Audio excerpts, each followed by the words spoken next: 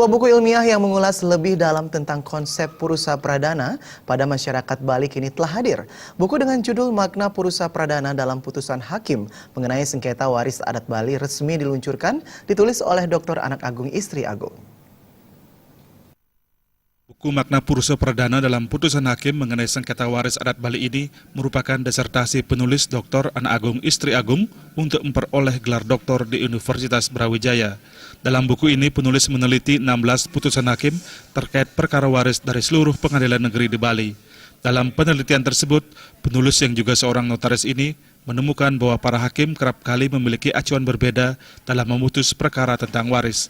Dalam penelitiannya tersebut terungkap hakim menggunakan dua acuan, yakni hukum waris adat Bali dan ajaran agama Hindu. Kedua konsep ini setelah diteliti oleh penulis ternyata mempunyai perbedaan. Hukum waris adat Bali dengan jelas mengatakan Purusa adalah anak laki-laki sebagai pewaris dan Pradana adalah anak perempuan.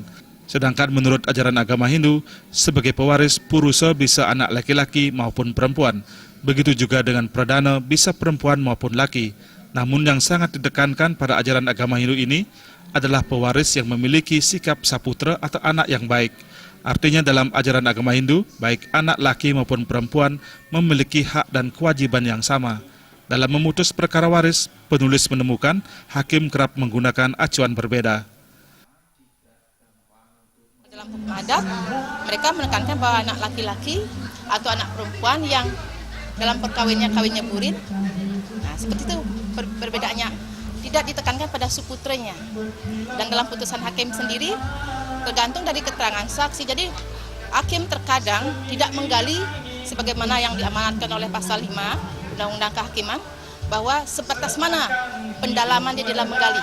Jadi biasanya saya lihat dalam putusan yang saya lihat 16 putusan yang ada, dia hanya menggali di tataran keterangan saksi, baik saksi ahli maupun saksi yang dihadapkan pada mereka. Jadi tidak menggali lebih jauh apa makna terdalam daripada Purusa dan Pradana, karena kaitannya dengan kewajiban. Kewajiban itu sebatas mana?